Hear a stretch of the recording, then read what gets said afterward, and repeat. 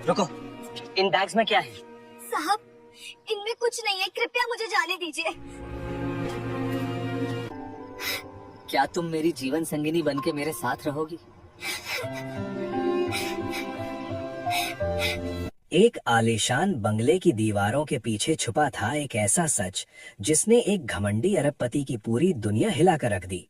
अरबपति को अपनी साधारण सी नौकरानी पर शक हुआ कि वो घर से चोरी कर रही है, लेकिन जब उसने उसका पीछा किया तो वो एक ऐसे राज से रूबरू हुआ जिसने उसकी रूह को झकझोर दिया। आखिर उस पुराने खंडहर में ऐसा क्या था जिसने एक अरबपति की सोच और जिंदगी की दिशा हमेशा के लिए बदल दी? दोस्तों, इस दिल को छू लेने वाली कहानी की पूरी सच्चाई जानने के लिए वीडियो को अंत तक जरूर देखें। मुंबई की सबसे ऊंची और रसूखदार पहाड़ी मालाबार हिल पर स्थित ओबेरॉय मैंशन का दरवाजा खुलते ही अमीरी की एक अलग ही खुशबू आती थी। यहाँ की दीवारों पर महंगी पेंटिंग्स थीं और जमीन पर इटालियन मार्बल ऐसा चमकता था कि आदमी अपना चेहरा देख ले। इस साम्राज्य के इकलौते वारिस थे राजदीप ओबेरॉय। राजदीप एक ऐसे इंसान थे जिनके लिए समय ही पैसा था। उनके एक इशारे पर करोड़ों की डील होती थी और उनकी आंखों में एक ऐसी सख्ती थी कि बड़े बड़े बिजनेस टाइकून उनके सामने बात करने से पहले 2 बार सोचते थे। राजदीप की दुनिया बहुत छोटी थी। उनका बिजनेस, उनका लैपटॉप और उनकी अपनी तन्हाई। उन्हें लगता था कि दुनिया की हर चीज खरीदी जा सकती है और हर इंसान की एक कीमत होती है। उनकी जिंदगी में रसूख तो बहुत था, लेकिन सुकून और जज्बातों के लिए कोई जगह नहीं थी। लेकिन इसी आलीशान हवेली के एक कोने में एक ऐसी शख्सियत रहती थी जिसे राजदीप ने 3 साल तक कभी गौर से नहीं देखा था। वो थी लक्ष्मी। लक्ष्मी राजदीप के घर में सफाई का काम करती थी। वो सुबह सूरज निकलने से पहले आती और रात होने से पहले गायब हो जाती। वो हमेशा एक पुराना और जगह जगह से फटा हुआ सलवार कमीज पहनती थी जिसका रंग धूप और बार बार धोने की वजह से फीका पड़ चुका था। उसका दुपट्टा हमेशा उसके सिर या कंधे पर सादगी से लिपटा रहता था। उसके पैरों में रबर की एक साधारण सी चप्पल थी जो चलते वक्त चट चट की आवाज करती थी। राजदीप के लिए लक्ष्मी बस एक चलती फिरती मशीन की तरह थी जिसका काम था घर को बेदाग रखना। लक्ष्मी कभी किसी से बात नहीं करती थी, कभी गॉसिप नहीं करती थी और कभी किसी चीज की शिकायत नहीं करती थी। उसकी खामोशी और उसके साधारण से पहनावे में एक अजीब सी गरिमा थी जिसे राजदीप ने कभी गहराई से महसूस नहीं किया था। शुरुआत में सब कुछ सामान्य था, लेकिन पिछले कुछ हफ्तों से राजदीप ने एक बात नोटिस की। लक्ष्मी हर शाम ठीक 5:45 पर अपना काम छोड़कर भागने की जल्दी में रहती थी। राजदीप का अनुशासन का नियम बहुत सख्त था और उन्हें ये बात अखरने लगी कि कोई उनके घर से इतनी जल्दी कैसे जा सकता है। एक शाम जब राजदीप अपने ऑफिस से थोड़ा जल्दी घर आ गए, उन्होंने देखा कि लक्ष्मी किचन के पिछले दरवाजे से बाहर निकल रही थी। उसके कंधों पर 2 बड़े नायलॉन के थैले टंगे हुए थे। वो बार बार पीछे मुड़कर देख रही थी जैसे उसे डर हो कि कोई उसे देख ना ले। उसके चेहरे पर एक अजीब सी घबराहट और एक छिपी हुई चमक थी जिसने पहली बार राजदीप का ध्यान खींचा। उसके फटे हुए सलवार के पल्ले हवा में लहरा रहे थे जो उसकी गरीबी को बयां कर रहे थे, लेकिन उसकी आंखों में कोई और ही कहानी थी। राजदीप के मन में शक का बीज पनपने लगा। क्या ये मेरे घर से कुछ चुरा रही है? उन्होंने सोचा। उन्हें लगा कि शायद वो कीमती सामान उन थैलों में छिपाकर ले जा रही है। राजदीप को धोखे से सख्त नफरत थी, पर उनके भीतर एक अनजानी जिज्ञासा भी थी जो उन्हें लक्ष्मी की ओर खींच रही थी। उन्होंने फैसला किया कि वे खुद इसका पता लगाएंगे। जैसे ही लक्ष्मी गेट की ओर बढ़ी, राजदीप की कड़क और भारी आवाज गूंजी, लक्ष्मी रुको। लक्ष्मी का पूरा शरीर कांप गया। उसने धीरे से मुड़कर देखा। उसकी आंखों में एक अजीब सा डर था, लेकिन उस डर के पीछे एक गहरी मासूमियत थी जिसने राजदीप के गुस्से को एक पल के लिए कम कर दिया। राजदीप तेज कदमों से उसके पास आए। उनकी परछाई लक्ष्मी के छोटे से कद पर भारी पड़ रही थी। साहब, आप इतनी जल्दी आ गए? लक्ष्मी की आवाज धीमी और कांपती हुई थी। राजदीप ने उसकी बात का जवाब नहीं दिया। उनकी नजरें सीधे उन 2 थैलों पर टिकी थीं। इन बैग्स में क्या है लक्ष्मी? उन्होंने ठंडे स्वर में पूछा। लक्ष्मी ने बैग्स को अपने पीछे छिपाने की कोशिश की। कुछ नहीं साहब, बस कुछ पुराना सामान है। राजदीप का शक यकीन में बदल गया। पुराना सामान या मेरे घर की कोई कीमती चीज? बैग यहाँ रखो और मुझे दिखाओ। राजदीप का लहजा अब और भी सख्त हो चुका था, लेकिन उनकी आंखों में लक्ष्मी के प्रति एक अजीब सा आकर्षण भी जाग रहा था। वे ये जानना चाहते थे कि ये फटे पुराने सलवार में रहने वाली सादी सी औरत क्या राज छिपा रही है। लक्ष्मी ने कुछ नहीं कहा, बस अपनी मुट्ठियां भींच लीं। उस पल राजदीप को लगा कि वो कुछ बहुत बड़ा छिपा रही है। ठीक है, राजदीप ने पीछे हटते हुए कहा, आज तुम जाओ, लेकिन याद रखना लक्ष्मी, ओबेरॉय मैंशन से कुछ भी बाहर जाता है तो उसकी खबर मुझे होती है। लक्ष्मी तेजी से मुड़ी और बिना एक शब्द बोले गेट के बाहर भाग गई। राजदीप उसे जाते हुए देखते रहे। उनकी आंखों में अब सिर्फ शक नहीं था, बल्कि एक ऐसी बेचैनी थी जो उन्होंने बरसों से महसूस नहीं की थी।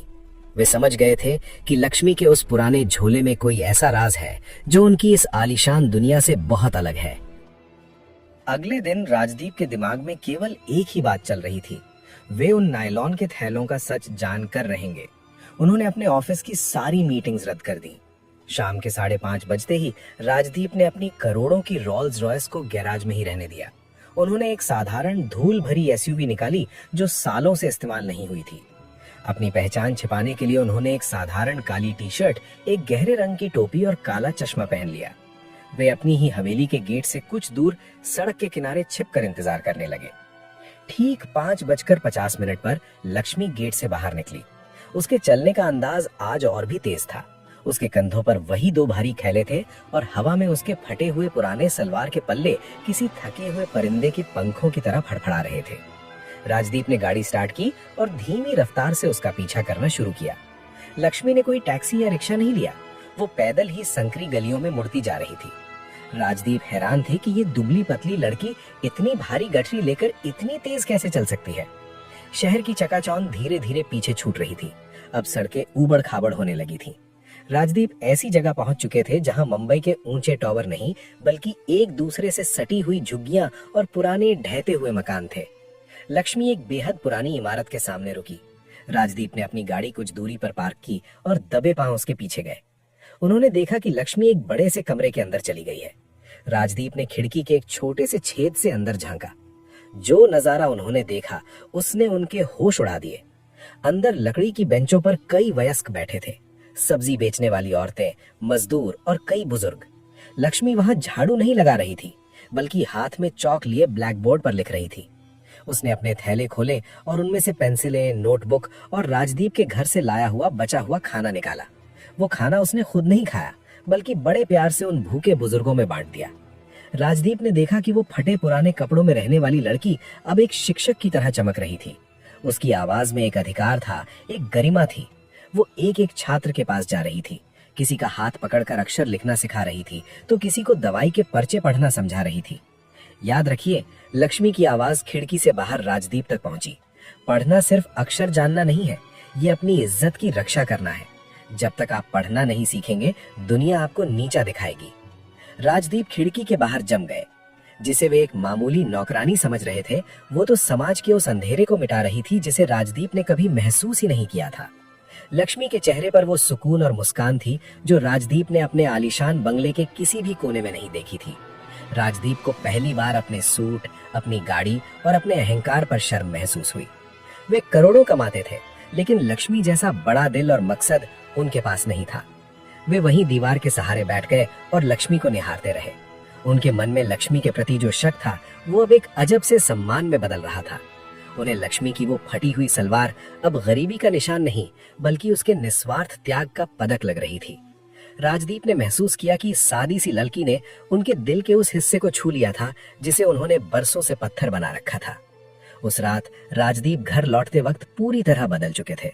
वे जान गए थे कि लक्ष्मी के उस पुराने थैले में कोई चोरी का माल नहीं, बल्कि एक पूरी पीढ़ी के सपने बंद थे। अगली सुबह जब राजदीप ओबेरॉय मैंशन की सीढ़ियों से नीचे उतरे, तो उनकी नजरें लक्ष्मी को ढूंढ रही थी। लक्ष्मी हमेशा की तरह रसोई के कोने में खड़ी होकर सब्जियां काट रही थी। उसके वही फटे पुराने सलवार कमीज और सिर पर सादगी से लिपटा दुपट्टा आज राजदीप को बहुत अलग लग रहा था। राजदीप उसके पास जाकर कुछ कहना चाहते थे, लेकिन तभी उनके फोन की घंटी बजी। आज ओबेरॉय मैंशन में शहर के सबसे बड़े बिजनेसमैन और राजदीप के विदेशी पार्टनर्स के लिए एक भव्य लंच पार्टी रखी गई थी। राजदीप को अपने जज्बातों को दबाकर फिर से उसी सख्त बिजनेस टाइकून के मुखौटे में आना पड़ा। दोपहर होते होते मैंशन मेहमानों से भर गया। हर तरफ रेशमी पर्दों की सरसराहट और महंगे इत्रों की महक थी। राजदीप के बिजनेस पार्टनर मिस्टर सिंघानिया अपनी पत्नी और कुछ रसूखदार दोस्तों के साथ लिविंग रूम में बैठे बड़ी बड़ी बातें कर रहे थे। लक्ष्मी सफेद एप्रन पहने सिर झुकाए मेहमानों को पानी और स्टार्टर सर्व कर रही थी। तभी अचानक मिस्टर सिंघानिया की पत्नी, जो अपनी रईसी के घमंड में चूर थी, का हाथ लगा और लक्ष्मी के हाथ से पानी का गिलास छूटकर उनके महंगे डिजाइनर गाउन पर गिर गया। पूरे हॉल में सन्नाटा छा गया। मिस्टर सिंघानिया की पत्नी चिल्लाई, तुम्हारी हिम्मत कैसे हुई? क्या तुम्हें तमीज नहीं है? लक्ष्मी थर थर कांपने लगी। माफ कर दीजिए मेम साहब, मेरा पैर फिसल गया था। लेकिन सिंघानिया की पत्नी का गुस्सा शांत नहीं हुआ। उन्होंने लक्ष्मी के फटे हुए पुराने सलवार की ओर इशारा करते हुए सबके सामने उसका मजाक उड़ाना शुरू कर दिया। राजदीप, तुमने अपने घर में कैसी गंदी नौकरानी रखी है? इसके कपड़े देखो, जगह जगह से फटे हुए हैं। ऐसे लोग तुम्हारे घर की हवा खराब करते हैं। इसे अभी बाहर निकालो, वरना हम यहाँ एक पल भी नहीं रुकेंगे। वहाँ खड़े बाकी अमीर मेहमान भी दबी जुबान में हंसने लगे। कोई लक्ष्मी के फटे हुए कपड़ों का मजाक उड़ा रहा था तो कोई उसकी गरीबी का। लक्ष्मी की आंखों में आंसू थे। वो अपमान के बोझ से झुक गई थी। राजदीप, जो अब तक दूर खड़े ये सब देख रहे थे, धीरे धीरे महफिल के बीच में आए। सबके चेहरे पर एक मुस्कान थी। उन्हें लगा कि राजदीप अभी लक्ष्मी को जलील करके घर से बाहर फेंक देंगे। राजदीप लक्ष्मी के पास जाकर रुक गए। उन्होंने लक्ष्मी की आंखों में देखा, वही आंखें जो कल उस खंडहर में उम्मीद की रोशनी बांट रही थी। राजदीप ने सिंघानिया की पत्नी की ओर मुड़कर देखा। उनकी आवाज आज पहले से कहीं ज्यादा ठंडी और भारी थी। मिस्टर सिंघानिया, आपकी पत्नी ने बिल्कुल सही कहा। लक्ष्मी इस घर के लिए सही नहीं है। मेहमान खुश हुए, लेकिन राजदीप ने बात जारी रखी, क्योंकि इस घर की दीवारें लक्ष्मी के किरदार के सामने बहुत छोटी हैं। आप जिस फटे हुए पुराने कपड़ों का मजाक उड़ा रहे हैं, उसने उन गलियों का सफर तय किया है जहां जाने की आप जैसे लोगों की औकात नहीं है। आप जिस गंदगी की बात कर रहे हैं, वो इसके कपड़ों पर नहीं, आपकी सोच में है। पूरे हॉल में मौत जैसा सन्नाटा छा गया। राजदीप ने लक्ष्मी के हाथ से ट्रे ली और उसे साइड की मेज पर रख दिया। उन्होंने सबके सामने लक्ष्मी के कंधे पर हाथ रखा। ये सिर्फ एक सहारा नहीं था, बल्कि एक अधिकार था। ये औरत जिसे आप नौकरानी कह रहे हैं, वो उन लोगों को अक्षर सिखाती है जिन्हें हम इंसान तक नहीं गिनते। अगर लक्ष्मी इस घर की शोभा नहीं बढ़ा रही, तो शायद इस घर की शोभा बढ़ाने की अब मुझे भी जरूरत नहीं है। लंच खत्म हुआ। आप सब अभी मेरे घर से जा सकते हैं। जब सारे मेहमान शर्मिंदगी में चले गए, तो राजदीप लक्ष्मी की ओर मुड़े। लक्ष्मी फूट फूट कर रो रही थी। राजदीप ने धीरे से कहा, लक्ष्मी, अब रोना बंद करो। कल से तुम यहाँ झाड़ू नहीं उठाओगी। कल से तुम ओबेरॉय फाउंडेशन की हेड के रूप में अपना खुद का संस्थान चलाओगी। लक्ष्मी ने चकित होकर राजदीप को देखा। राजदीप की आंखों में जो प्यार और सम्मान था, उसने लक्ष्मी के सारे पुराने घावों को भर दिया। राजदीप को समझ आ गया था कि उन्हें लक्ष्मी से सिर्फ हमदर्दी नहीं, बल्कि एक गहरा लगाव हो गया था। अगले कुछ हफ्ते ओबेरॉय मैंशन के लिए पूरी तरह बदल गए थे। राजदीप ने अपनी हवेली के एक बड़े हिस्से को ओबेरॉय फाउंडेशन के मुख्य कार्यालय में तब्दील कर दिया था। लक्ष्मी अब रसोई में सब्जियां नहीं काटती थी, बल्कि राजदीप के साथ बड़े बड़े नक्शों और फाइलों पर काम करती थी। राजदीप ने उसके लिए शहर के सबसे बेहतरीन रिसोर्सेज जुटाए थे, ताकि उस छोटे से अफसरों के घर को एक विशाल संस्थान बनाया जा सके। लेकिन राजदीप ने एक बात गौर की, लक्ष्मी आज भी वही फटे पुराने सलवार कमीज पहनती थी। राजदीप ने उसके लिए कई महंगे सूट और साड़ियां मंगवाई थी, लेकिन लक्ष्मी ने उन्हें छुआ तक नहीं।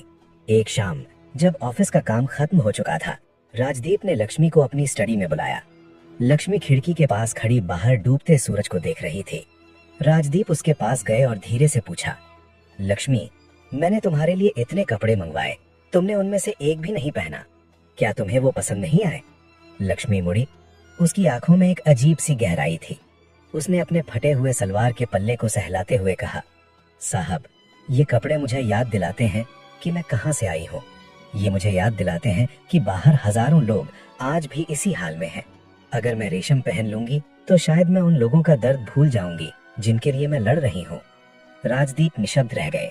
उन्होंने अब तक सिर्फ उन औरतों को देखा था जो गहनों और ब्रांडेड कपड़ों के लिए मरती थी, लेकिन उनके सामने खड़ी ये लड़की सादगी का एक ऐसा हिमालय थी जिसे हिलाना नामुमकिन था। राजदीप ने धीरे से उसका हाथ पकड़ा। ये पहली बार था जब उन्होंने उसे छुआ था। लक्ष्मी का शरीर कांप गया, लेकिन उसने अपना हाथ हटाया नहीं। लक्ष्मी, राजदीप की आवाज में एक अजब सी नरमी थी। तुमने मुझे सिर्फ इंसानियत नहीं सिखाई, तुमने मुझे जीना सिखाया है। मेरी दौलत, मेरा नाम, ये सब तुम्हारे इस फटे हुए लिबास के सामने तुच्छ हैं। मुझे डर लगता है कि कहीं तुम अपनी इस महानता के साथ मुझसे दूर न चली जाओ। लक्ष्मी ने ऊपर देखा। राजदीप की आंखों में जो प्यार और तड़प थी, उसने लक्ष्मी के दिल की धड़कनें बढ़ा दी। उसने कभी सपने में भी नहीं सोचा था कि राजदीप ओबेरॉय जैसा इंसान उसके प्रति ऐसे जज्बात रखेगा। साहब, मैं तो एक परछाई हूँ, उसने फुसफुसाते हुए कहा। नहीं लक्ष्मी, राजदीप ने दृढ़ता से कहा, तुम मेरी परछाई नहीं, तुम मेरी रोशनी हो।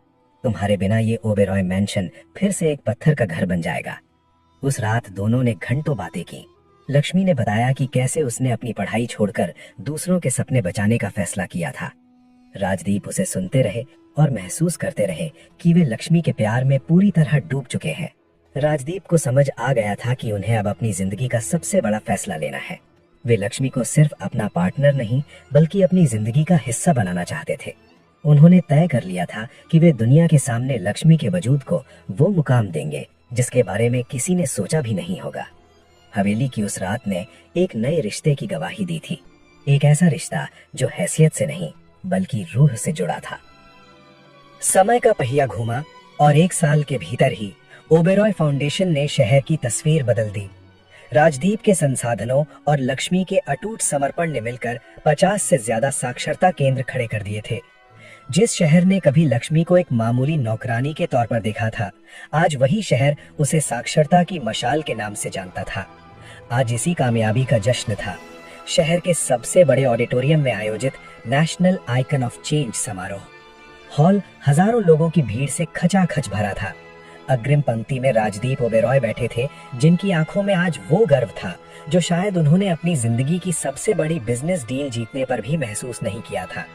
उनके बगल में वो मजदूर, मछुआरे और बुजुर्ग बैठे थे जिन्होंने लक्ष्मी के उस पुराने खंडहर नुमा कमरे में सबसे पहले अ लिखना सीखा था।